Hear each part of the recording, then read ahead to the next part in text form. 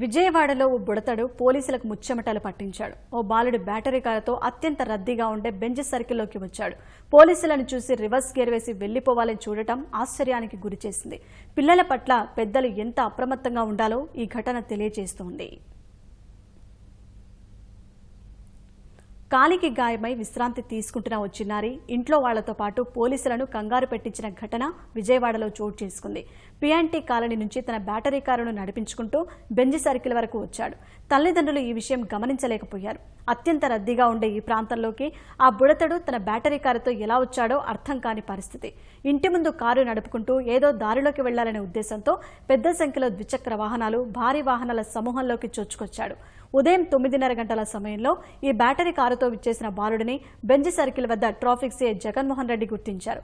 తన బ్యాటరీ కారుకు సమీపం నుంచి ఇతర వాహనాలు వేగంగా ముందుకెళ్తున్నా 4 ఏళ్ల చిన్నారి మాత్రం వాహనాలను తప్పించుకుంటూ ముందుకెళ్లడాన్ని సరదాగా భావించాడు.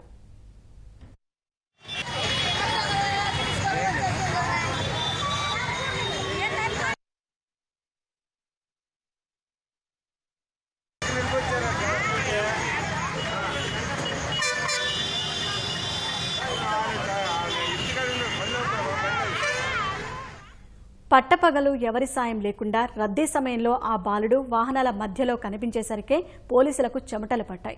ట్రాఫిక్ పోలీసులు వెంటనే ఆ బుడతడి బ్యాటరీ వాహనాన్ని ఆపేందుకు ప్రయత్నించడంతో రివర్స్ గేర్ వేసుకుని పోలీసుల నుంచి తప్పించుకోవాలని భావించడం చుట్టుపక్కల వారిని విస్మయానికి గురిచేసింది.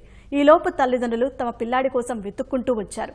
బెంజ్ సర్కిల్ కంట్రోల్ రూమ్ వద్ద ట్రాఫిక్ పోలీసులు ఆ చిన్నారిని క్షేమంగా పక్కకు తీసుకురావడంతో ఊపిరి పీల్చుకున్నారు.